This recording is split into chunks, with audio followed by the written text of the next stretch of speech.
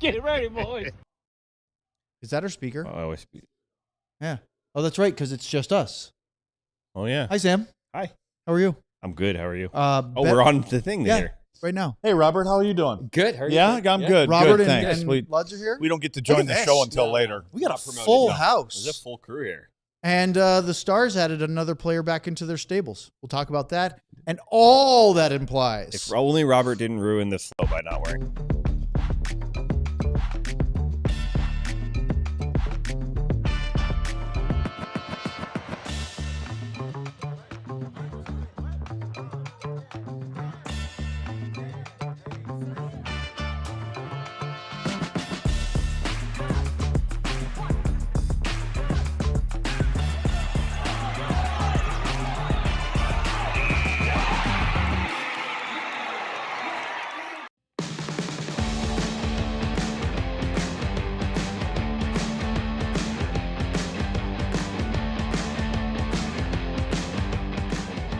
Today, it is January 21st. This is the DLLS Stars podcast, and I would like to give a quick warning to everybody watching live or listening later.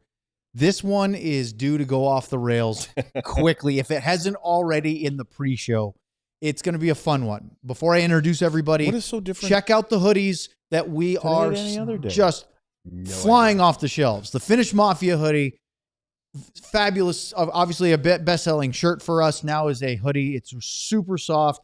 I believe Luds wore it for about 36 hours. Yeah. And barely, you had to be pried out of it. It was so comfortable. Well, I need a new one. Yeah. Already? Yeah, I need a one that's You already getting all sweat fuzzy. through it. Yeah, no, not. You got to wash it. Like it's a little fuzzy on the inside. You got to wash it. You got to wash it? Yeah, you wash the inside. It gets the beads out of there.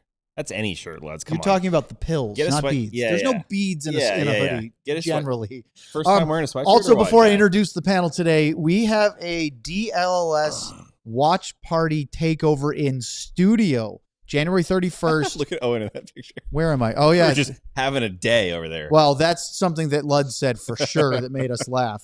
And we are having both a Mavs and a Stars game at the same time. It's a diehard only event. Tickets are available on our website. Just go to alldls.com, click on events.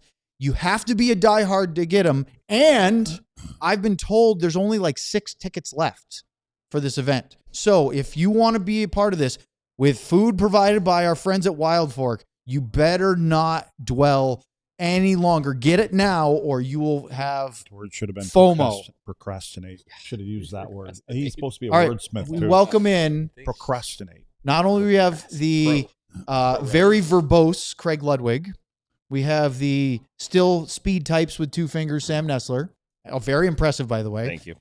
I'm Owen Newkirk. Our producer is Ryan Vaughters, and we are very thrilled to have our special guest of honor today from his website, starsthoughts.com, also contributor for D Magazine, beat writer for the Dallas Stars. His name is Robert Tiffin, our returning champion. Hi, Robert. You couldn't look more like a Good to be fireman. back. You look like a fireman. A fireman? Today with the hat With the and the mustache and stash, the you hat. definitely look like you could be on Reno 911. Yeah. I've probably started more fires than I put out in my life. So. Or maybe Brooklyn Nine-Nine. Yeah. Neither Or, of those is about firemen. Those are or police. Tacoma FD, Tacoma which is FD. the Broken Lizard Excellent show. show. Excellent show. I've seen a couple little highlights of Reno 9-1. Oh, you would love I Reno don't know if that's a 911. compliment. You It's would a love comedy. it. No, Isn't it's not. that kind of a... It's not a compliment. Yeah, I mean, they're all terrible people. Okay. That's what Okay, I kind of thought it so was. two Not things. that there's anything wrong with that. One, I'm just saying. Robert, because you're going to be looking at us, I need you to pull your mic towards Luds more so that when you're looking, There you go. that Then way. You can twist it. And then- oh, beauty. There we go. Careful. And secondly, They might not stay together. we have Gotten almost hit with this breaking before. news here is that the Stars, about an hour ago, we have officially seen the Stars claim Vladislav Kolyachonok as one of their players again. He was put on waivers by the Bruins yesterday. He was here in the building. I don't think he ever left. Took warm-ups. There's a good chance of that. Yeah, and took so, warm-up, and then which is hilarious. they were, because they had put him on waivers before, and the only team to reclaim him, they were allowed to send him directly to the AHL's Texas Stars. So Kolyachonok, who played 2 games over a little over a month on the Bruins roster, got paid his NHL salary. He is on a 2-way deal still, so that helps, but he didn't play very much. Now he's back, and he will, I would think, Robert, really help a Texas Stars team that has not had the best first half of the season. Yeah, and they've had, Kyle Capobianco also has been up with the team for a lot of the season too. So Yep. they've had to make do with a lot of guys. Tristan Bertucci's had to take a big role. He's been playing on their power play and stuff just in his first year in the AHL. And everyone always talks about how big of a step that is going from juniors to professional hockey in the AHL. And you've seen those growing pains in their record early in the season, and at home especially, it's still been pretty rough. So them getting any help will be big, and getting a guy like that will be really big for them for however long he's down Where there. are they in the standings right now? Last I saw, they were like in 6th or something, so still kind of playoff bubble for the way the playoffs work in the AHL, but not at all where they were for a lot of last year. It's funny to see this whole process. Obviously, it's what you want, but like the Texas Stars were always the deep team, right? Wow, they got so many good players. They're so built. And now it's like they have no one down there that's on that level, but that's because Because of Dallas. Everyone up here. Everyone Which used is to be by key design contributors up what there, they're there for. or in Carolina. So Yeah. it's just cool to see that transition. Texas today tied with Rockford at points at 36 points. They're for 4th in the Central, but because of games played, they're in 5th. So long way to go. But they had literally a winless October, which was not the way they wanted to start. Yeah. Luds, you've said this on our show multiple times. Kolyachonok really grew on all of us. Yeah. Because I personally wasn't real impressed with what I saw in the preseason NHL games he played in. But when he got called up to play for Dallas, we saw a different player. He seemed uncertain, kind of in what he was doing, but you saw little things in there. And again, like all players, I think the more that he played and the more opportunity he got and got into a bit of a rhythm. And what I liked, I think that if there was one area I would want him, because he's not a little kid, is I would want him to be a little bit more physical. And that's just me, but I like the way he got up and down the ice. I mean, he would jump into plays offensively, jump in and read the play well. And so I thought there was a lot of little things that he did. Have you seen him play prior to that, all that? Down there or anywhere? In Cedar Park a little bit. I watched a couple games early this season before he came out to Dallas the first time. Did you notice a difference from there to Honestly, he actually didn't have the strongest start in the AHL initially, but again, you're acclimating to a new team and all that sort of thing. And he played for 2 NHL teams last year too, in Utah and Pittsburgh, right? So I thought he got better each game. He was up in Dallas for the most part, and he finally started looking more comfortable using his tools. And we've heard this year that both Glenn Goldson and Elaine Nasruddin want people to be making a few more decisions as opposed to this is what you do, kind of what they've done in the past. And it seemed like once he got the confidence to start doing that, his decision making was actually pretty good. Interesting, and they really should, because you know what happens with them, and we do it with our players here when they move up and they go to the North American League, USH, whatever. You tell them that you're going to find that it's going to be easier, and the reason it's easier is because guys are where they're supposed to be quicker. So don't look past that first guy, especially when you move to that next level, because you want the guys that are watching you going, he knows what he's supposed to do. He moves it right there. He moves it right there. Gets up in the play. And as far as the puck moving things, it's always easier there. Now, the defensive side of things are always going to be a little bit more difficult because of more speed and skill and, better players that you're playing against. But again, I thought as he went along, you didn't see it. There were a couple times I can kind of remember maybe stepping up a little bit, but then all of a sudden you're like, holy balls. It's a lot. It's like night and day here. You know what I mean? They're going at 60 there. They're going at 75, 80 here. But that's just part of the process. I'm curious, Luds. You just brought up a point that I've been thinking about this a lot. They always talk about, is it going to hurt him to play another year in the AHL or junior, whatever the level is?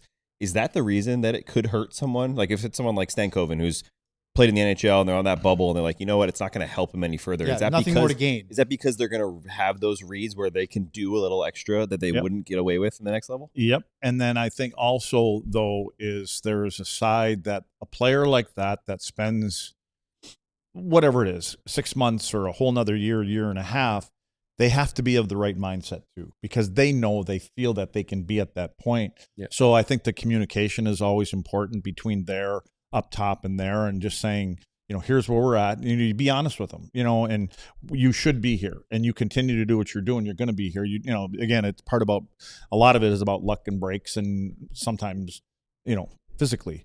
But I just think that the communication is so big for those guys, because things will get easier there for them, and then all of a sudden, it doesn't look like they're getting better. They're kind of staying at the same place. And my opinion is, when you see that, you need to get them out of there. And they're getting away with stuff. Yeah, right? exactly. And things won't come easier here. So But they're all different. I think it's fair to say that every player, not every player, but the majority of them all develop at different rates and pick up different things at their own pace. But you can pretty much tell with the guys, and like a guy like that I think has got to, I'm not going to say he's Leon Bischel, but I think that he needs to put that into his game.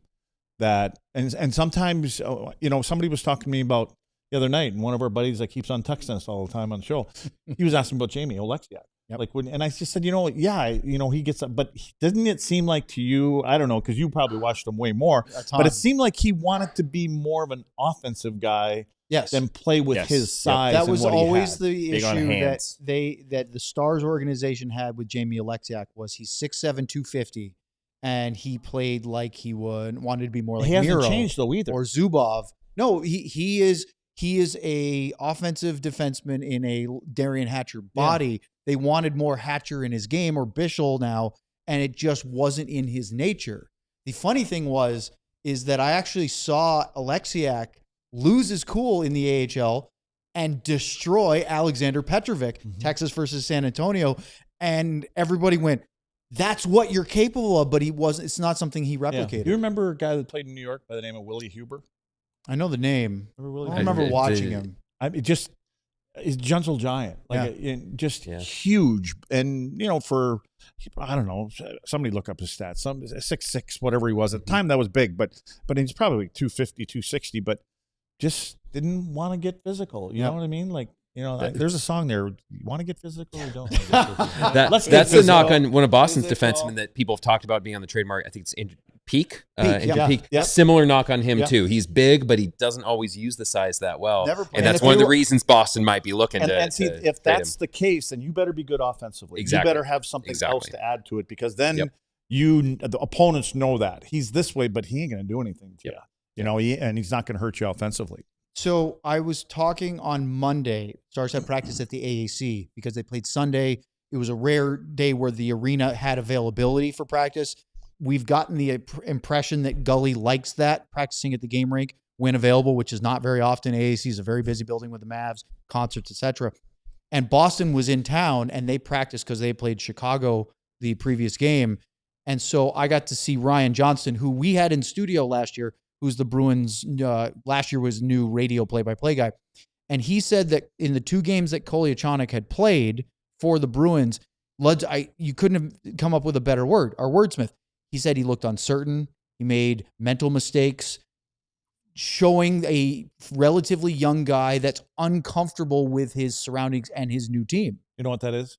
That's thinking. Yeah. He's thinking what's the right play. Yeah. And I think that's just so natural as everybody. You want to get to the point where things are just automatic. And you're like, okay, the last team I was doing this, and now I'm over here, and they're, we play a little bit different. There's a different system or that. Yeah, you get caught in the middle. And he was like, he was like that in Dallas too when he first came up. Agreed. He had a couple rough games where it's like, I don't know. But after he had that runway and got that comfort, then you actually saw. And there was which is the important part. The important part is that you see, oh yeah, he's getting this and that. And you're going, there's the growth that we want to see in any player. So when the Stars lost Kolyachonok, Jim Nill said, boy, we really like him as a player, but hey, he gets a chance to stay in the NHL, obviously from a paycheck perspective, because he's on a 2-way, it affects what he's getting. He's on a 1-way. Is he for sure? He's on a 1-way. Are you positive? Yep. Okay, maybe I was wrong on that. I thought for sure. I think that's one of the reasons Pittsburgh was okay actually getting rid of him, because it was 1-way, so they were still going to have to pay him. Here's the thing that you get is that I don't think Kolyachonok is ahead of anybody that's on the Dallas Stars defensive roster right now. And he shoots left too. Yeah. If he was a right shot, there may be a different discussion there. But between being able to help the Texas Stars and if you need a depth guy, which we always talk about, I think that's as good as going out and adding a depth piece, not to try to bolster the group that you are starting for the playoffs. But if you had injuries, I don't think Dallas is as hesitant to put him in because of what he showed earlier this season. Yeah, it helps the organization. Yeah. I mean, again, this shows that Jim Nill tends to have a pretty good read on the league as a whole. Probably Boston was one of maybe the only team that claimed him the first time around, and this time no one claimed him. So yes, technically it was a risk. Technically they lost a player for nothing when they put him on waivers, but give Jim Nill, I think, a little bit of credit for having a good enough feel that time. If it hadn't been for Boston being in the injury situation they were and needing an extra body for insurance, he probably would have gotten through. This time, eventually he did. So And give by him a the little way, bit of credit for as for you how it would worked out. expect, Robert knows his stuff because it was a 2-year contract. Well, he this signed. one time. He had a two-way last year. Let's stop I knew blowing it was my there. head. So last year, Kolyachonok was on a two-way. This year, it switches to a one-way. Mm-hmm. So I think Zach White Cloud's right-handed, isn't he? he is. Sure is. Would you like to talk about him a little bit Doesn't later? sound like he's coming. No, He's I going just anywhere. kind of thought that would be a nice, easy flip. Doesn't sound like he's going anywhere though. Give him a second-round pick, or just. Well, give him a we flip. have Stars talk. We have possible Justin trade Falk is talk. right-handed. We Who's could Justin get to Falk? NHL. We'll see how this all goes, but Yeah. we've got a lot to get to and not a lot of time left. Only 45 minutes left, people, here on the DLS Stars podcast. Today's episode of the DLS Stars podcast is brought to you by our friends at Wild Fork Foods. If you have not been there yet, you are missing out. If you have, then you know that Wild Fork Foods meat and seafood market has everything you could possibly have. Whether you just need a weeknight meal, if you're meal prepping, or if you have a big spread that you're planning, whether it's a dinner party or past the holidays, you can still make one. I mean, why not do a mid-January big holiday meal? You got to come up with something to get through the dog days of the calendar, right? Meat, seafood, you're talking about beef, poultry, pork, even exotic stuff. Plus, they have all the side dishes that you could look for, and breads and our favorite desserts. 9 area DFW locations. You have to check them out because not only do they treat you well, they have experts at every location that will help you how to prep, cook, and enjoy everything that they have to offer. So check out their website today, wildforkfoods.com, and you will not be disappointed. This episode is brought to you by Prize Picks. You, I, everybody, we make decisions every day, but with Prize Picks, guess what? You can get paid for being right. Prize Picks makes it super simple to win big on your favorite sports. They offer stacks. That means if you want to just pick one player because you don't know a whole lot of players in the NFL, like maybe this guy, you can pick one player and you can say touchdowns, passing yards, rushing yards, more or less, boom, that's it. You get paid for being right on that single player. Makes it really easy. They also allow you to follow other players. That means if you don't know anything, once again, like me, you can follow other players and copy their lineup directly into yours. So you can get paid not just for being right, but for someone else being right. So download the Prize Picks app today and use code DLLS to get $50 in lineups after you play your first $5 lineup. That is code DLLS to get $50 in lineups after you play your first $5 lineup. Prize Picks, it's good to be right. All right, let's talk about the Dallas Stars. Imagine that here on the DLS Stars podcast. But Robert Tiffin is here. Robert, one win does not change the entirety of a team, but they really needed it last night. Not only did they get the result, but it was also a dominant performance against the team that had been red hot, the Bruins winning 6 in a row. I know that winning one game is not the end all of existence. However, as everyone talks post-game about trying to stack and layer these and turn it back around, it's a pretty good starting point to getting this train back on its tracks. Well, and to be fair, that's exactly what Glenn Golitzin started with. He was very kind of reserved and yes, but we've also done this before, right? We had that win against LA where it's like, okay, tight scoring. Okay, we came out on top. Washington, right? Everyone was saying, oh, finally, they look great. But then they couldn't follow it up and they dropped the ball again. So he very much is saying, I'm not going to get caught offside. Like, yeah, it's great, but basically, guys, prove me wrong. And I would bet you, based on what Sam and I heard from some of the players after too, I bet you that was probably the message right afterwards in the room too, was, okay, great, do it again. Yep. Like we're not going to celebrate until we actually start doing this again and getting back to where we need to be, because one game, who cares? Yeah, Boston also didn't look that great last night either. So what did he use? They the word did not. traction? That was he used the word traction. Yeah. Right? He said Yep. we just didn't gain traction over the time. We had a good game, good 2 periods, good whatever it is, but then we just either took a step back or just stayed put. The key for them is to gain a little bit of traction so that they not only get some points and start winning some games again, but develop that confidence. I forget who said it last night. You might have said it. Swagger. They had it back, right? They had that swagger back where the confidence was there. That's what the team needs to be able to play at that level. And you wrote about it in your article, your afterthoughts. Lud said it on the show. Dallas did a great job of denying entries to the Bruins into the Stars zone right at the blue line, and they used those neutral zone turnovers against them. Having the lead is a big part of that. They have not always, during this last 10 or 12 game stretch, been playing from a advantageous position. And boy, did they look more comfortable, patient to then, oh, you're going to make a mistake. We're going to make you pay for it. Yeah. All you need is 3 power plays in the first period. Yeah. You can get the lead. Easy recipe. It certainly helps. Rinse and That's repeat. what the recipe was early on, Yeah. right? Let's be honest. Yep. The teams were giving them 4 power plays a game. They're going to score 1 or 2. It is a bit ironic, and we talked about this in the postgame last night, that Mikko Rantanen missed his 2nd game of the year, and the Stars have had blowout wins in both games in which Rantanen was not in the lineup. Well, and I think you guys talked about it too I saw some of the show last night too, that, okay, what can you take from this though? And you talked about how just put pucks on net, that just put pucks on net. And if that's happening from Mikko when he does come back in the lineup on down, then you might start to see more efforts like you saw last night. Again, you're going to have harder games than they had last night. You're going to have harder first periods than they had last night. So you can't expect to just do everything we did the same and it's fine. You're going to have to play the game that you find yourself in. But if they can, I mean, again, Golitzin said this right after the fact. It's not as much about tactics or X's and O's or, oh, we did these things or shifted these things. It's about doing exactly what you're supposed to be doing. Everyone cleaning up their own backyard in terms of penalties, right? They had the second, I guess, penalty late in the game where the Bruins scored. But other than that, they only gave up 1 power play. Yep. I mean, they were being where they should. Their sticks were in all the right lanes, it seemed like, almost all night long. They were doing the right things at a very small level, and that scaled up into a really good game. Yeah, you know, it's interesting. We talked about the goal last night, the tic-tac-toe one, and we were like, oh, that's why they do that, because they can do that. But then you look back, that goal might be the biggest sell for this team. If you're really trying to get them to simplify and put pucks on net, Robo starts that with the shot. Yep. That leads to a scramble, that leads to a puck battle behind the net, that leads to a pass out front. All of a sudden, everyone on Boston is in scramble mode. That's the perfect sell of, look, you can make these beautiful plays. In fact, you can make them far easier if you just put the puck on net and create a little chaos. Maybe that's all they need to see, is that we can do a little bit of both. We can be simple, but we can also have some highlight reels. Did you guys talk about the second power play working at practice the other day too on the show? Because I found that really interesting. Yeah. How and it's something that I would have liked to have Luds watch what they were doing. Because go ahead and set that up, Robert. Well, yeah, this was Monday, right, over at the AAC. And this was a little bit of a surprise of what they were doing. Because you'll sometimes see special teams, they'll have power play 1 at one end and power play 2 at the other end, and they'll kind of take turns working or whatever.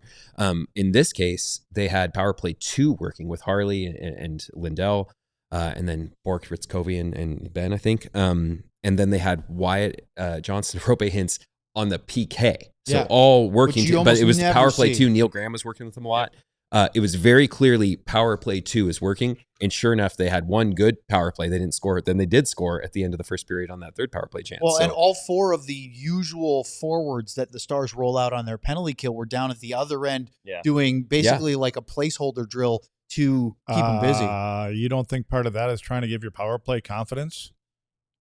Just a bit. You don't have Sam Steele, Colin Blackwell swarming you at the point. Go play against White Johnson. Yeah. A little bit. I didn't say that. See how that goes. But I'm just saying. Yeah. No, why would you want to take your best penalty killers and put them against your power play unit? We're trying to give them confidence. Yeah. It's also a message to the top power play too, that we're not all just going to rely on you guys to do all the scoring. We have these guys too. We're going to invest the time in, and everyone talks about how they have so little practice time, but we're going to use some of that to really work with the second unit and give them chances. They were given them more power play time last night too. That was the key, right? They weren't just given more time. They minute, maybe a little bit more, which they almost never get. But they also didn't keep Jason Robertson out there. Mikko Rantanen's not there, who usually stays, but Robertson didn't stay out there either. They said they switched the units and gave him a real chance.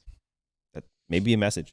Well, I mean, it wasn't working, right? The reason you want to work with your second power play unit is you want them to get better, because you're going to hold the first power play unit accountable. If you can't get into the zone and you're going to keep being perimeter and you're going to keep doing this, we're going to give you a minute 40.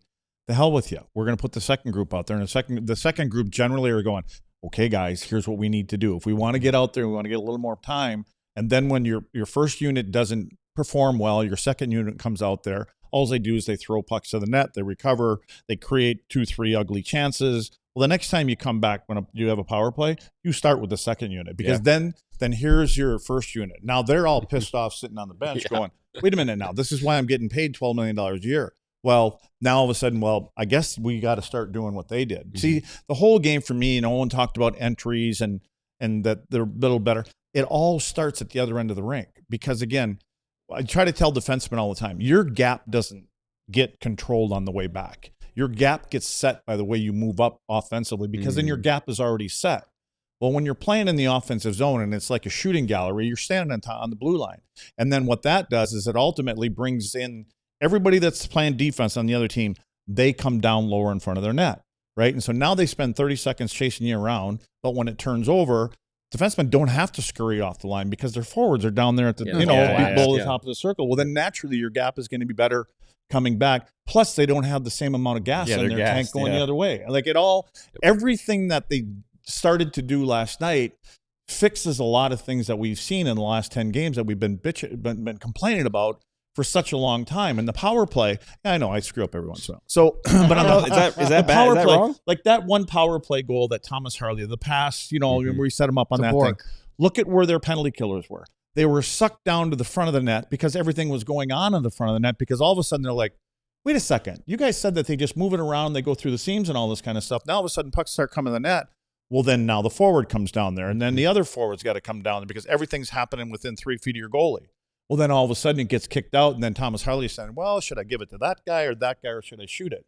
It all comes from the same thing. And then you bring up you bring up Mikko. Mikko, you don't want him to change his game, but I just think that the power play is going to be more dangerous too. If early on in a power play, what happened last night when Robo comes off the half wall, or when Robo wraps one, or you get Wyatt on the goal line and he brings it out to the front of the net. If Rantanen does that a couple times, Rantanen's going to see those seams that you saw last night, and he can dial things in, just like that pass that went from Hintz, over to Wyatt. Those are still going to be there, but loosen them up a little bit, and tire them out a little bit more. Yep. So Wyatt scored his 16th power play goal this season, leads the NHL, and I decided to look this up. The Dallas Stars record for power play goals in a single season is Mike Modano's 18, which was back in 93-94. The franchise record is owned by Dino Ciccarelli from 1986-87, and it's 22. The Stars have 32 games left in the regular season. Can Wyatt score 6 or 7 more power play goals? Yes. Easy. I think all this power play records are going to be falling in the next few years for most teams. Like, power plays are just so much better. They're all 30% now. That would have been insane even 15 years ago. 20% used to be fantastic. Yeah. Now it's considered pedestrian. You have multiple teams up there, high 20s, low 30s, right? So we all think that Wyatt has a great shot to set a new record. Yeah, I do. Yeah. And the crazy thing is it's not just one-dimensional, right? It's not just in the bumper. It's not just in the corner. He moves around a lot. I think he's learned a lot from his old billet dad as far as adjusting and changing. And it also, Lud, you've talked about this before, Hintz's ability to go to the half wall and then float back in to where Johnston vacates. That fluidity makes it a lot, or then go to the front of the net. Mm-hmm. Hard for penalty kills to know where they're going to be. What Wyatt has done really well, and give the credit to the other, well, not 4 guys, but 2 or 3, is the moving around. Get up higher. Don't just plant yourself in that spot. Right. Don't be like Hully and Ovechkin. Those guys have gifts to shoot pucks that's for some reason goalies can't stop them. I mean, Hully scored I don't know how many goals in there, and just for a small example, like Brett Hull, obviously righty, likes to be on the left side. Right. And so I'm watching video with our coaches one day and I'm like, watch Hully when the puck is on the other side of the ice. Well, Brett Hull would stand when he'd get on his strong side, he'd be like this. He'd be looking around. He's looking up in the stands and he's disappointed that get the puck over there so I can get over here and I can take my one-timer. And we were playing an aggressive kill at that time. And I said to Wills, I said, look at him. So when it's over there, and Hully wants to be there, but the puck is over here, why don't we just go into a box? And he's like, let's try it. Well, then all of a sudden we're playing 4-on-4 because Brett Hull's pissed off and he's standing over there. Like, dude, I want to go over here. Yeah. You know what I mean? But those are the little things. And what Wyatt has done, what they're doing well now is they got different guys on the goal line. And so they're rotating out to the slot and they're making it a little bit more difficult for penalty killers to defend. Because anytime that guy ends up being behind the top guys, and below the defenseman or up too high for defenseman. Now guys get a little pulled out of shape a little bit. So, which is why you throw pucks to the net because you break down what they feel comfortable in coverage. Now, again, they're going to see, these other teams are going to say, oh, look at what they're doing now. And they're going to adjust to that too. Yeah. Then they can go back to what they've been doing. Yeah. You know what I liked about Wyatt? You mentioned it with Joe Pavelski all the time. His arrival times was what Joe was one of the best I've ever seen to come to the right spot at the right time.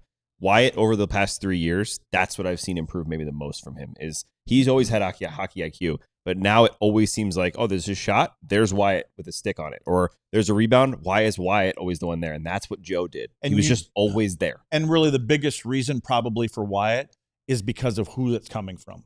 Because it's generally they're coming from Rantanen, right? Now Rant knows where he's going to be at a certain time. Rantanen, I think they have this little thing where they look and they know. They know that when the way teams are playing, that, okay, instead of being right here, go up here 2 feet. On the second time I get the puck, it's coming to you. Yeah. Like that, and a guy like, there was a guy, Guy Lafleur. Remember that guy? Yeah. Well, Flower would skate around before the power play, and he would see what's going on. And Flower would just skate up off of a face-off, and he'd tell Larry Robinson or who's ever out there, and he'd just take his stick. He'd slam the heel of his stick in the ice. And he goes, I'll be right there. and so like when the puck came around, all you needed to know is where that spot is because that's where Flower was going to be. And that was their timing thing. That's funny. Remember Mikko, I think we were watching the game here when he just backed up about 1 foot and drew the defender to him 1 step, tossed it over, and Wyatt was right there. Yeah. They're thinking 2 steps ahead of everything else. Yep. We're going to continue this next with some, and obviously we'll get flying into some trade stuff here in a minute. We have a super chat or two. Keep rolling along here on DLLS. So I'm done playing, and everything that used to be easy, well, it's not so much anymore. It hits you like a brick wall and feels like you're moving through mud. Nobody tells you about this stuff, but one day you're kind of feeling like you're crushing it. The next day you're wondering what the hell happened. Well, here's the deal. Most men start losing their testosterone around 30 years old, and in about 1% every year after that. I wanted to feel energized again, so I'm keeping it simple, doing something natural that supports my body, kind of where I need it. So I started taking Mars Men. It helps your body unlock usable testosterone so you can feel like yourself again. There's this protein called SHBG that basically handcuffs your testosterone. Even if your body's making testosterone, SHBG locks it up so you can't use it. You feel stronger with more energy. Kind of like a cup of coffee, but it's steadier sense of drive throughout the day. Supports healthy T levels, energy, and stamina. A 90-day money-back guarantee. You don't love it? Well, then you get your money back. But over 91% of users report high energy levels. Much higher, they say.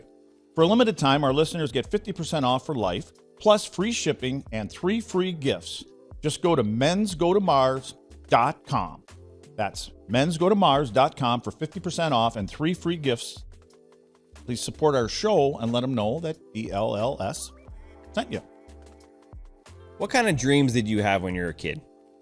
I know for me, I wanted to be a professional hockey player. For guys like Robert Tiffin, he probably wanted to be an accountant, right? Let's be honest. But whatever dreams you had, Shopify can help you bring those dreams to life, especially if that's starting your own business. Shopify is where so many people start their own business. They bring you everything possible because they are the e-commerce platform behind millions of businesses around the world and 10% of all e-commerce in the United States.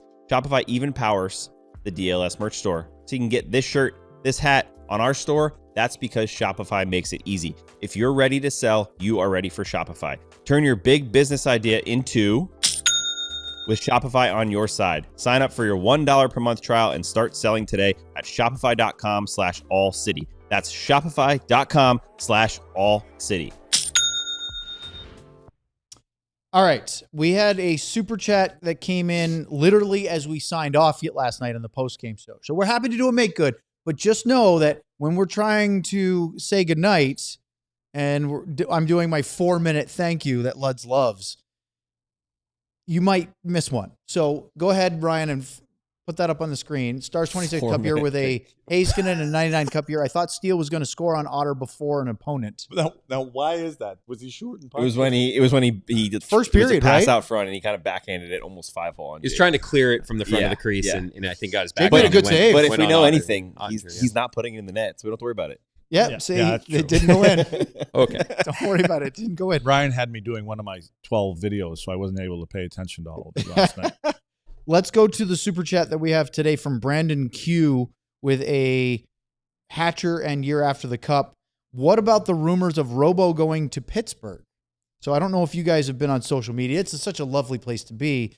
But there was something that I saw from Josh Yohe, who we had on from The Athletic this summer, that said that why wouldn't Pittsburgh be in on Jason Robertson? But that's not a rumor that the Stars are thinking of trading Jason Robertson. They're keeping tabs on his availability. And I will tell you right now, 31 other teams are probably also keeping tabs should be. on Jason Robertson's availability. So there's nothing there. What kind of control does Robo have? Any? None. And he has arbitration arbitration rights. rights. Yeah, but He no has trade, no no team, trade no. protection. Yeah. Right. So that leads me to Robert heard the 32 Thoughts episode from Monday longer into the show than I did driving down to the practice because I hadn't gotten to the part that Elliot mentioned. Hey, by the way, Jason Robertson and his brother Nick have switched agents from CAA with Pat Brisson to Andy Scott at Octagon. And then Robert told me something. We were talking about it, and he goes, hey, I'm going to go ask Robo, and he did. And he was pretty diplomatic. He confirmed it, but didn't have anything further to say about it. What'd you make of the whole thing and what it means for Robertson and the Stars? Well, it could mean a couple of things. To be really clear, we don't know why he switched agents, right? We really don't. You can make all these conclusions. Sometimes you'll see a player when they're heading to unrestricted free agency. They'll change agents, and that's usually because, okay, we think this guy knows the lay of the land better and has better connections and can get me more money. In this situation, there's still one more year of team control. So there could be other things we genuinely don't know. So it's probably important to couch that as this isn't necessarily the same situation that you see other times this happens. However, it's also not John Klingberg changing his agent after he loses, $70 million how can as you a result. Not but think of the John 60, Klingberg move of not getting the extension with Dallas that he wanted or the big UFA signing that he was thinking about, and obviously clearly feeling like that didn't go well for him. Yeah, Jason Robertson didn't want to elaborate. He referred, if you can always reach out to the agent and everything, but he didn't want to get into why. And of course, part of that's why he doesn't want to bury his old agent or anything either. Probably. But the two reasons I can think of, or at least the two most obvious reasons, are one, he isn't happy. In fact, the most likely is he wasn't happy with how things were going, either with negotiating an extension or whatever, right? Anyway, it could be a lot of things. That's the most obvious reason to switch agents. The other reason could be some other thing behind the scenes because it wasn't just him. Nick Robertson also. Yep. Yes. So why do two people change agents at the same time? That to me suggests a possibility that there could be other stuff we don't know about. But again, I don't know. So it feels weird to speculate too far beyond that. Right. But what we do know about Andy Scott is you guys all, I think Sean talked about in the show the other day too, right? Like he has a history of getting his players big dollar extensions in Dallas by negotiating with Jim Nill. You actually listen to Sean when he's talking? Every once in a while. Okay. Yeah. Against my better judgment. Yeah. No. Ryan, go ahead and put up that super chat that just came in. Hat trick with a Lundqvist and year after the cup says, do you think the Senators might be sellers? Artem Zub might be a good right D pickup. Zetterlund, or you could even pick up Tkachuk in a robo trade. Crazy, I know. Okay. Might be. Yeah, sure. Everyone might be a seller. Yes. Sure. I actually Tkachuk for a robo. So I went through that up all day. this morning teams. I was talking to Robert about this before the show today. I went through a whole group of teams that I think are either already sellers, like Calgary, Vancouver, or the New York Rangers, or a whole bunch of teams that I think could very well fall off the pace. It's still very muddied in that chase for a wild card spot. One of the teams I looked at was Ottawa, and Zub has more. He's not a pending UFA. He has years term left on his deal. Luds, you perked up when his name was brought up just now. I had him on he my has it list on his like list 3 days ago. Talk It was after other guys. I'll be frank, I don't know a ton about him. I know just from watching him play, and I'm looking not a top four guy. It's more of a depth guy. Does that really help this team? And he's right got now? size, he's got length. So he's not going to put up 20 goals in a year and stuff like that. This is just more the depth thing that I don't know what Jim, what their plans are. Are they going after? Maybe they're happy with having Bischel and Petro. I was just about to say, maybe Bischel, if Bischel could fill it, he might be that move. move. Bischel might be that move that they're looking for. The move that you want to make is getting him healthy. And maybe why they're waiting until post-Olympic break. to see where Bischel really is at. Yeah, but if they can count on him or not. I wouldn't be waiting post-Olympic for what you got to fix up front. So I know nobody thinks. Robert, that leads me right into my question for you, because we did this last week. We did a whole show. What are you looking for? What are the targets? So let's start with the very basic. What do you think the needs are, most pressing needs for the Dallas Stars between now and the playoffs? On paper, not even talking about what assets you have, just the things I would get on my shopping list be one, a top winger, right? For one of your top two line, whatever you want to call your top line, but top winger. I would add another like middle six winger too, if you can. Just someone else who can help some of those other players slide further down the lineup where I think they're better slotted. Someone with experience who maybe some size in the playoffs, something like that. So two wingers, one top of the lineup, one more. I've called it an Evgeny Dodonov trade. Yep. I think they could use a really because that costs nothing basically. Yep. Gurionov, who they already were kind of ready to move on from. So if you can make another Dodonov type trade, that solves a lot of issues lower down. It doesn't solve all your forward issues. And then I do think they want a defenseman because we've seen 2 years in a row now. 2 years in a row, they've gone out and gotten a top 4 guy on the right side who hasn't stuck around, right? And CC and then Tanev before that. Yep. So I'm hard pressed to say that any of the guys they have now check that box for them. Yeah. Do you think internally. the Stars I just don't think thought when they got Chris Tanev that he was the answer for their top 4 for a number of years, and then not realizing the whole Canadian tax issue that nobody knew that was? Do you think that I wouldn't say not realizing. I would say they hoped to sign him, and you only get so far into it before a trade, right? I mean, but wasn't that the sort of like that is our 4 right there? Yeah, they wanted to sign him. We know this. We know they wanted to keep him around, and we don't know the exact offer. His playoffs were huge for that. I'm imagining he boosted it. Everyone knew what type of player. He was the perfect but player. He was a warrior. Exactly he was what they needed. I think that boosted what he got paid too, and that sent him right out of their range. Really interesting if they could have found a way. And I understand that the bizarre tax implications because he'd always played in Canada and accrued a bunch of wealth and assets that made it sort of untenable for him. What this team would have looked like last year, this year with Chris Tanev healthy and playing. Well, because if you had kept Tanev, then Lyubushkin and Dumba, do those happen? You don't necessarily lose the second rounder you send for Dumba, so you have that extra. I mean, it's a whole chain reaction. Yeah, it's like a go down domino. Here's the one thing I'll say about defense. To me, there's a lot of people who've been talking about the Stars need to make a trade for a player that's a lot more like Yanni Hakanpää than Chris Tanev. And I think they need more of a Chris Tanev than a Yanni Hakanpää at this point. A lot of these other defensemen that are around, they're available. They to me strike me more as a Yanni Hakanpää, or even a Cody Ceci, who a coach might play in the top 4 if they kind of have to, especially if he's one of your few right hand guys. But they need a guy, right? You need dude. You need a top 4. Yep. Top 4. You need Rasmus Andersson or someone like that. We're not at a top 4 right now. Right. I mean, some might argue you're not at a top 3 this year. So that's been the hard part. Is that you talked about Zach Whitecloud the other day. Would you actually? It does. No. That's more. 4. That's a 5-6. I was going to say he's not really a 4 for you, is he? No, there's not many out there.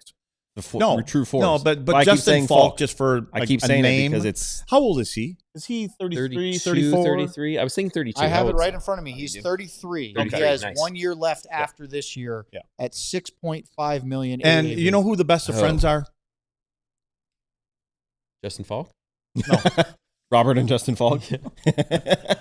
Doug Armstrong and Jim Nill. Mm-hmm. Ah, yes. And when you say, I thought about this, is when you say that Jim made a comment to somebody, I don't know, maybe it was you, that he wants to wait until after the Olympics. I think he made it to Robert, actually. Mm-hmm. You know who's going to be together at the Olympics? And you know who might be already talking and say, listen, Doug, let's just keep them there. Let's talk about what compensation is going to be over the next 3 weeks. Yep. Maybe I can do something to get you a 3rd rounder or whatever it is.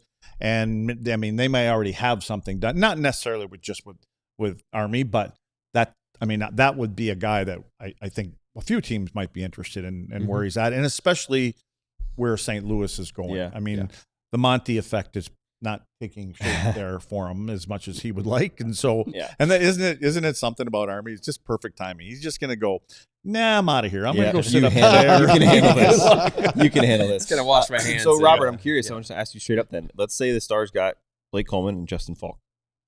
Are they a top 3 Stanley Cup contender and a team that you think that's could not beat the Colorado? Top forward that you're looking for, though, because Blake fits more in a good number 3. But it doesn't seem like they could do both. It doesn't seem like they could get a Falk and a Panarin. How many of those top 4 guys are out there, right? There's Panarin and maybe 1 or 2 others out there. If you could afford it, maybe. But that term. Luds, I have a couple names for you that I went through this list. I don't know, because early in the season I thought for sure Seattle was, when Marchment was still there, and I threw out the Stars should go get Mason Marchment again.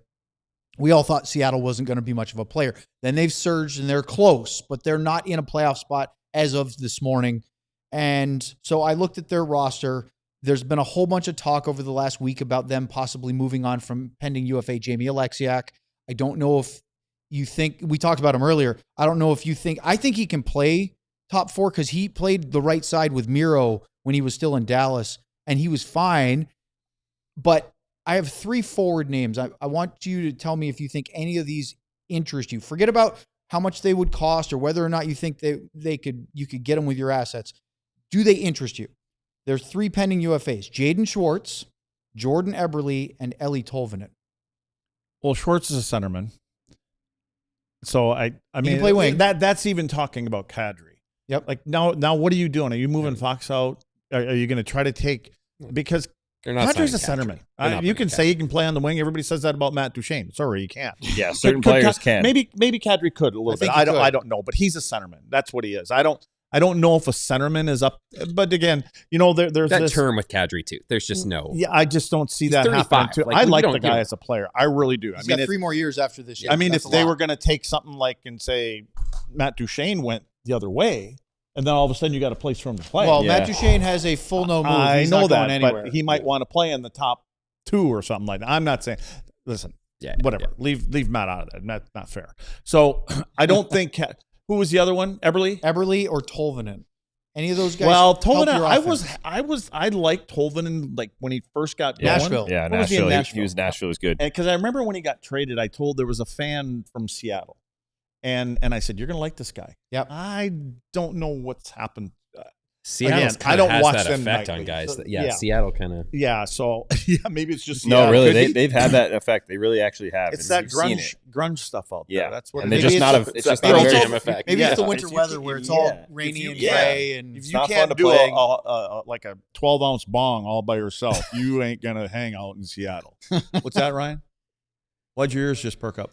he would like to go to break, but we have much more to talk about with Robert, Said Buds, 12-ounce bong. Sam, Right? and That was Ryan. real. Next, you're on DLS. Go ahead, Lutz. Everybody's looking at me, so apparently I'm going to start talking about a couple shirts, right? I don't know. I want to start with Sam. Can we zoom in on his head? You can't zoom here? No Zoom. You could go to the You two would shot. think we were over at Fox or something like that. Well, anyways, he's got the caddy hat on, so let's pull up the hats there, Ryan. We're gonna kind of bang them off here. So there's the Bang caddy 'em hat off. way over there on the left. We're all digging the one on the right. So enough with the hats, Sam. We can talk about that. And the guy that's going to break the record for power play goals. I just want to see if our producer's been paying attention. Yes, he has. There he is. He's always There paying is the attention. Wyatt Johnston, and is a 16-bit. I say that with confidence. Yeah. Right? 16 The bits for 16 16-bit. power play Look at that. goals. Okay. So and there's his the Wyatt dad shirt, wore and number let's 16 here. hit the Mafia. His I mean, we billet got dad. Yeah. we got to talk about the hoodie again. Ray Ferraro. Owen wrapped it up. He put a bow on the whole thing, but it is definitely the hoodie that you want to get. So I'm actually looking forward to having that on up north in a couple weeks on the old racing sled. You can find me in the snowbank. Yeah, there you go, Sam. It's all you. It's not me. That's not you? No, it's me. Oh, Because maybe we I have got the day off. not only we have a diehard moment, we have to talk about it a little bit more.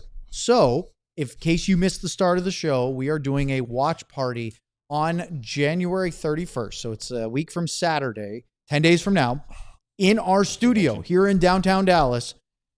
And there is a Stars game and a Mavs game, both on the road. I believe the Mavs are in Houston playing the Rockets. It would be weird if they were in Houston playing somebody other than the Rockets. And the Stars are in Utah to play those young whippersnappers with the Mammoth. We will be doing our pregame show, our postgame show. We're going to hang out and look at that at the bottom of the screen. Food provided by our friends at Wild Fork. Nice. I can't wait. Yeah. I've already had one Wild Fork tasting. It was exceptional. I can't wait to see what they bring us. But we'll be hanging out. And before the show today, I was told that we have like 6 tickets left. Go to alldls.com. You have to be a diehard to be able to buy these tickets. This is a diehard only watch party. So if you don't get them, and if you even think you might, do it now. Mavs and Stars all doing this. And I believe, if I'm not mistaken, the Mavs are doing a watch along during their game. Don't worry, guys. It's just the Mavs watch along. Oh, We'll be watching the Stars game. I think Robert's buying a ticket right now. I just saw him grabbing his phone. Yeah, If he hasn't been Got already, your Google machine out. he absolutely should be. Okay. So let's continue that conversation about trade market a little bit before, if you want to get into some other stuff. I did notice we have our first official Olympic injuries, not only with Team USA, but also with Sweden. And I'll get into that if we have time. But, okay. So Robert, I couldn't agree more with the needs. I absolutely, and Sam and Luds and I are all in agreement that you lost an entire line of forwards.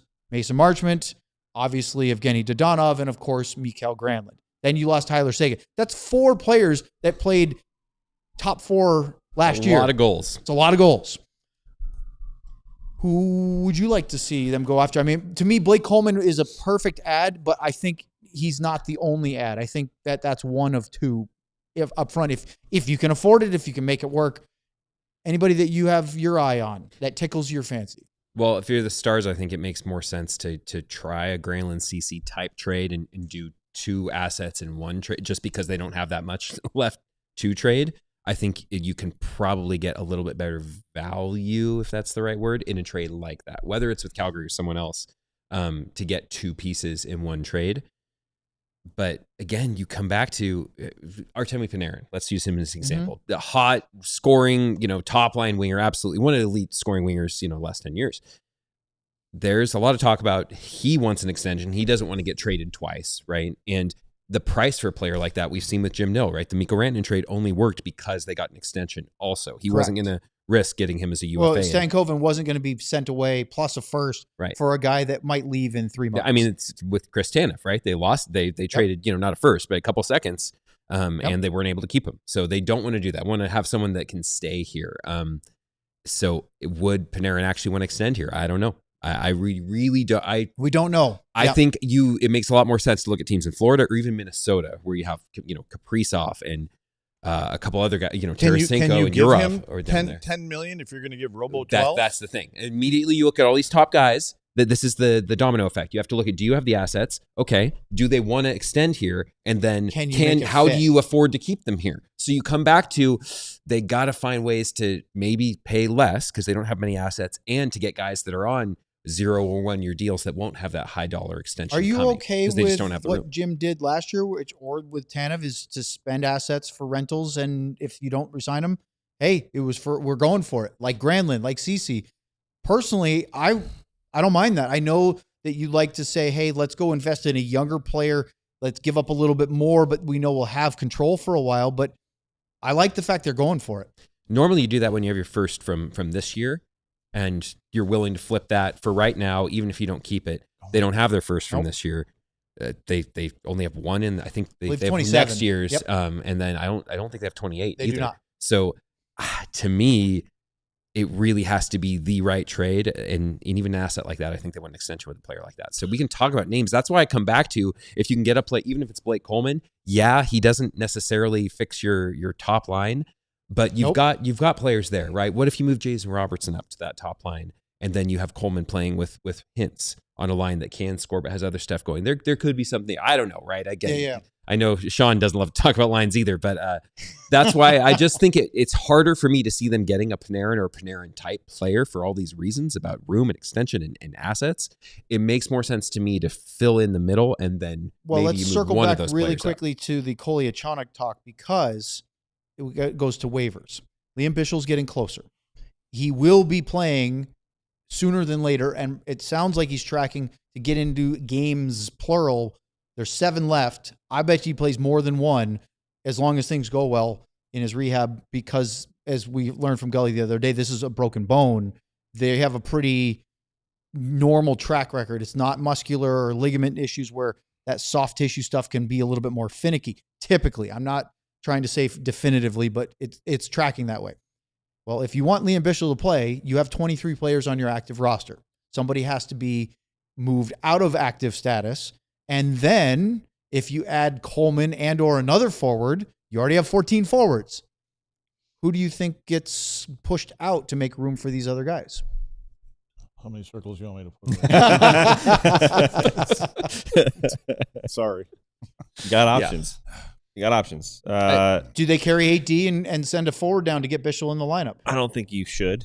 I think like Capo would be a pretty easy one. I think Petrovic is here to stay and should be. And then when you get to the forward talk, Ernie, I thought was going to be the one who they waived today if they needed to get Kolyachonok back on the roster. I think they have plenty of people that can go down that are not. Ernie's one for me that has proven to be now even behind Nathan Bastian. Perhaps at least it as sure of late. seems of usage. Yeah. And then Capobianco has been, that one's a little more confusing because that one's been back and forth where he's actually been better than Petrovic and Lyubushkin at times. But he still feels like that easier kind of move to bring him down to make room. I tend to agree with Sam. I think Kyle Capobianco, you're activating defenseman, makes sense to send one down. Yep. And Kyle Capobianco, he's older than Kolyachonok. I mean, no one claimed Kolyachonok other than Dallas today, so I wouldn't think Capobianco's at great risk of being claimed. You never know. But also now you have Kolyachonok down in Texas, so your organization, at least you don't lose two bodies, right? Which might have been the risk before. So I think that's the most logical move, just because it allows you to kind of kick the can down the road with the forwards a little bit. And again, this doesn't, not to be rude or anything, but doesn't really matter, right? Bastion, you lose, even if you lost Bastion or something like that on waivers, it's not going to change this team getting past the playoff round. So I can see the smoke. I don't want to throw. No, I I just saw that last comment right there. I'm thinking, I got 4 guys before Sam would go. Yeah, Sam is not the one they're trying to get rid of. He's not a problem. No. The only reason the only people got a Woody for him is because that he was playing up top where he probably purely shouldn't be. And for well, you know what, Woody Woodpecker, the cowboy guy too, the Woody. Yeah, that's all I meant. You're talking about Toy Story. Toy Story. Yeah, that's it. I'm thinking. I think it was worse that he called it back to it, so that everyone knows now what he said. Yeah, exactly. But you know what I mean? Like that's where it comes from. Is like, why is he playing with that guy? Yeah. And we've asked the same question. Well, what the hell? I brought it up in July. I mean, I brought it up to Gully. Just, hey, what'd you think of him? But I mean, I love his energy. I like the way he plays. He sells. He'll sell out. He'll jump in front of pucks. All that kind of stuff. Should he be in the top 6? No. And it much just kind of tells you where this is at. That's why I don't think the guys that you're naming, I don't know which one's going to fix this. Maybe I'm just that guy, but I see other things here that can be fixed, and I see guys that probably should play here, but they don't have anybody to play with there. Well, and I'm here to bring. We need more time than this, but to me, the biggest concern up front for Dallas at the moment is how do you get Matt Duchene going? He had an 82-point season. He scored 30 goals last year. I thought he looked better last night. I don't know if you guys agree. I know Sam and I thought that, but you've got to find either who he can play with or bring people in for him to play with or somehow figure it out, because that is untapped potential that is not being realized right now. Okay, and the other spot, and this is I'm not trying to carve anybody. If you're going, are you going to win a Stanley Cup with Maverick being a top 6 winger? Not your ideal situation, no. I don't think I don't see that. Unless but right now, you have if he hits to the ceiling all of a almost have him sudden, there. yeah. Well, is it Jamie Benn or is it Sam Steele? They don't have it. You don't. That's my point. Is you need somebody else up there if you want to keep Mikko and Wyatt together. You need that guy. And you're saying Panarin. Now, I think Ovi will end up getting him before you do here. Yeah, but anyway, so. I just don't see how they're going to fit him in. No. I know we got to get out of here too. I'm confused with the Pittsburgh stuff with Robo. First off, why would they want Robo? Malkin's going to retire. Letang's got a year left of him. They're rebuilding. Sid's going to be there for a year or two if he wants. Why would Robo want to go there and play anyways? I mean, isn't Robo going to go someplace? I guess where I should start. Is Robo chasing money, or does he want to be money plus a championship? Both. I don't know. I think he wants a. Yeah, I think it's both. But he also wants to make his right. But I don't think he's taking the bridge deals. He wants to make his money. Would he take a contract to go play someplace where they don't have a chance for the next 4 or 5 years to be a contender? You think? I don't think. I don't know. I'm hard pressed to see. I think you usually see that from guys who have one already, and then they want to get their bag, right? Yeah. But he also, it's not like he hasn't been making too much. He's been making some money too. Yes. I think he wants to show he wants to prove that he can be that. He did last night. He made a statement last night. Yeah, that's true. That's very true. And his first shift, yes, without 96 in the lineup. Mm-hmm. No, I'm not saying, but he made a statement last night. Very much to me, and he was hell bound to make a statement last night. Mm-hmm. Like, okay, 96, and again, nothing bad one, but I'm not going to have to defer tonight. I'm shooting the puck, and I'm going to show you what I can do. And when he scored those 2 goals, nothing. 100%. Nothing. Well, it was also 5 and 6 to nothing at the time. This is what I know, but this was nothing. This is me. This is what I do. He usually celebrates. Jim, are you watching? I'm worth that money too. Mm-hmm. Bit of sad news that Seth Jones has been officially ruled out for the Olympics. We were all excited for our DFW native upper body injury. So Jackson Lacombe from Anaheim is coming in. There's some other possible candidates: Lane Hudson, Adam Fox, who's hurt right now, John Carlson, Justin Falk are possible target. And then Sweden's head coach Sam Hallam has said that Jonas Brodin and Leo Carlson are unlikely to play for Sweden. They also have injuries of Victor Hedman, Eric Carlson, Gabe Landeskog, Joel Eriksson, and William Nylander. So a pile up. I think we're going to see more of this in the next couple of weeks getting for the Olympics. And we are out of time. Super chat ruining our time today. D Hendo 6182 with a Oscar Beck and you're after the cup. Do you think a certain D-man in Seattle is better than Nils, Petro, Lyubushkin, Capobianco, and he used to play for the Stars, aka Alexiak? We were kind of nibbling on that. He's another Yanni Hakanpää. Yeah. He's not going to fill the void. He doesn't fix the problem. Nope. Yep. All right. Robert, it's a pleasure to have you. Yeah, we clearly could do another hour plus. You're welcome to come back anytime, and we love having you on the show. Thanks. Check out Robert at starsthoughts.com. If you don't subscribe to his work, you are missing out on great coverage. So for Robert, Luds, Sam, and Ryan, I'm Owen. We are back tomorrow. Early game, the Rick Bonus Bowl in Columbus against the Blue Jackets. Check us out for pre and post game here on DLLS. Oh, We all silly like the mayor.